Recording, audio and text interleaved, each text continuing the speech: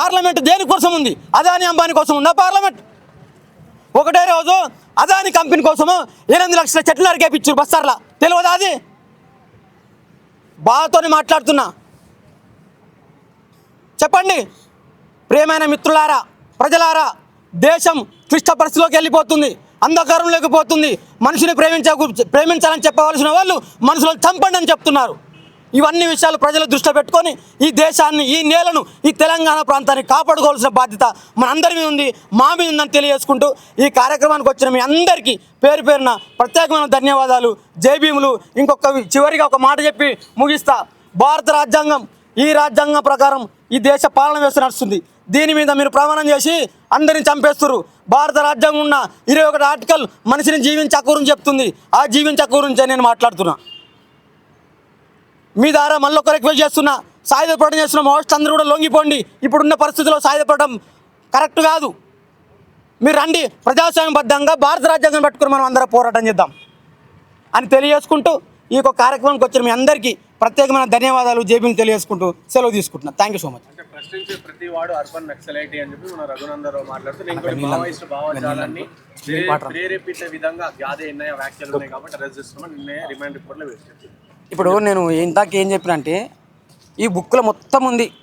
BJP ప్రభుత్వం చేస్తున్న అన్యాయాలపైన చిన్న కరపత్రం రాసుకుంటే జైలు వేసారు. జైలు వేసిన లెవెల్ బయటకు వస్తలేరు. ఇప్పుడు గాదే ఎన్నయ్య గురించి నేను ఏమంటున్నా, అందుకే గాదే ఎన్నయ్య నక్సలేట మావోయిస్ట్ పార్టీతో సంబంధాలు ఉన్నాయి తెలుసుకోవాలనుకుంటే ఆయన ఆశ్రమం నడుస్తుంది కదా, ఆశ్రమం 160 మంది పిల్లల్ని అడగండి, ఆయన ఎవరితో సంబంధం లేదో తెలుస్తుంది. మరి నువ్వు 160 మంది పిల్లలకు అమిత్ షా ఏం సమాధానం చెప్తారు? అమిత్ షా 160 మందికి ఎవరైనా అన్నం పెట్టిండా? అనాథలు ఇంకెందుకు ఈ దేశంలో? చెప్పండి, చెప్పరు దాని మీద. ఆయన ఏమన్నాడు గాదే అన్నయ్య? ఆయన బాధలో మాట్లాడిండు, భావప్రకటన అంతకన్నా ఘోరంగా చెప్పిండు. కేసీఆర్ పెద్ద బహిరంగ సభలు చెప్పిండు, బలం ఉన్నావు అని చెప్పి బలహీనం తప్పుకూడా పోతావా పిలువ అని చెప్పి కేసీఆర్ ఆపరేషన్ కాగారు మీద. మరి కేసీఆర్ ఎందుకు అరెస్ట్ చేయలే? చెప్పు.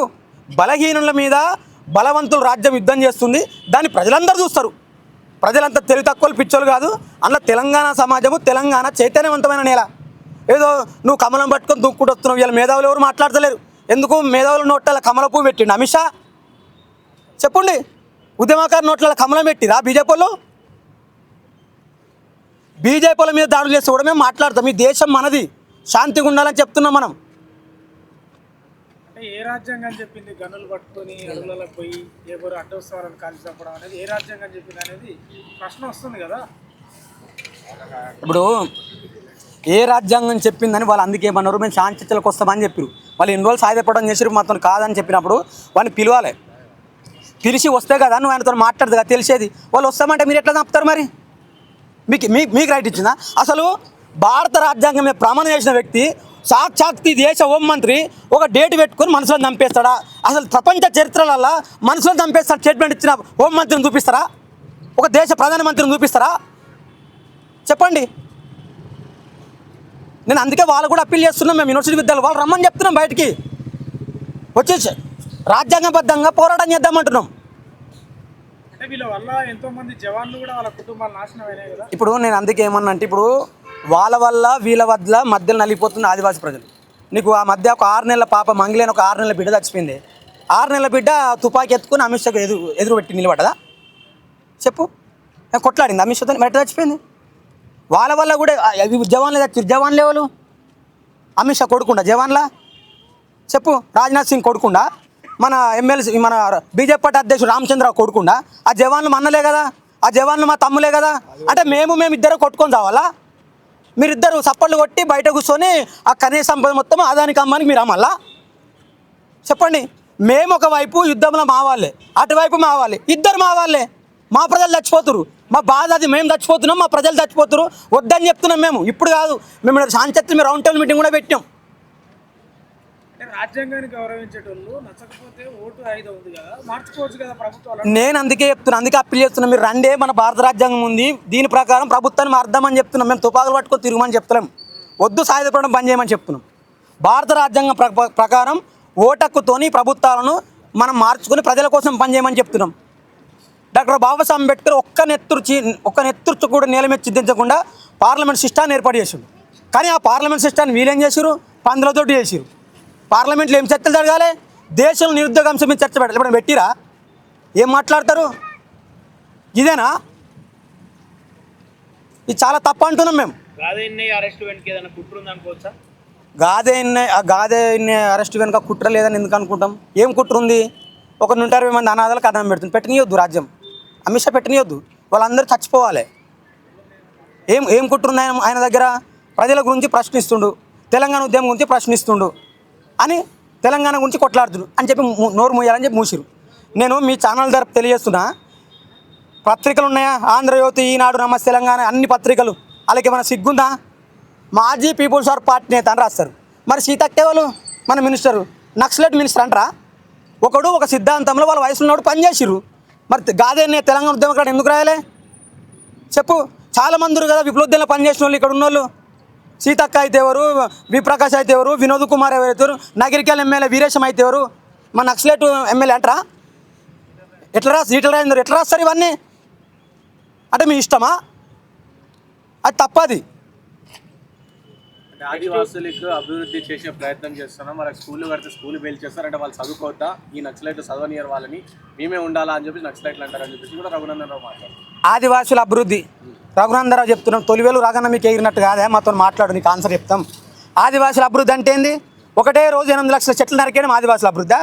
నీకేం బాయ్, నువ్వు దేశాన్ని ధ్వంసం చేస్తావు, ఫ్లైట్ ఎక్కి చక్కగా సింగపూర్ లండన్ పోయి బతావు, మేమేం పిలుచుకోవాలి? దుమ్ము పిలుచుకోవాలా మా ముక్కలకు? ఆదివాసులు చదువుకునే స్కూళ్ళలో క్యాంపులు పెట్టింది. చెప్పు. ఇప్పుడు వాళ్ళు నక్సలైట్లు వద్దు, వెళ్ళిపోయి కొట్లాడదాం, అడవులన్నీ ధ్వంసం చేసుకున్నాం, ఏం పిలుచుకొని బద్దాం చెప్పు? నీ గాలి నేను పిలవాలా, నా గాలి నువ్వు పిలవాలా? ఇలా మాట్లాడుతుండ్రు రఘునందన్ రావు. మేము కాదా దేశభక్తిని మాట్లాడుతున్నావు. నీ ఇల్లు ఎప్పుడన్నా మా ఊర్లో మన వాడకట్టుకున్నా అదే ఆయన ఊరు ఇల్లు. ఆయన బిడ్డ మన బిడ్డలతో చదువుకుందా? మరి మీకేం తెలుస్తుంది మా బాధలు? మీరు వచ్చి మా పక్కన కూర్చుంటే కానీ తెలిసేది. ఇదేనా మీరు చెప్పేది? ఒక్కరి పిల్లలన్నా మన పిల్లలతో ఉంటారా? మరి వాళ్ళకి తెలుస్తుంది బాధలు? ఇదంతా తప్పు అని మాట్లాడుతున్నాం మేము. రఘునందన్ రావు, నువ్వు ఎంతో కొంత మావాడు అడ్వకేట్ మా జిల్లా కింద మంచి ఎంపీ అనుకున్నాం, కానీ ఇక బండి సంజయ్ కంటే అద్మానం ఉన్నావని నాకు నిన్ననే తెలిసింది. తొలివేలు రాగన్నట్టు ఆయన తెలంగాణ ప్రజల గురించి ప్రశ్నిస్తుండే బాబు.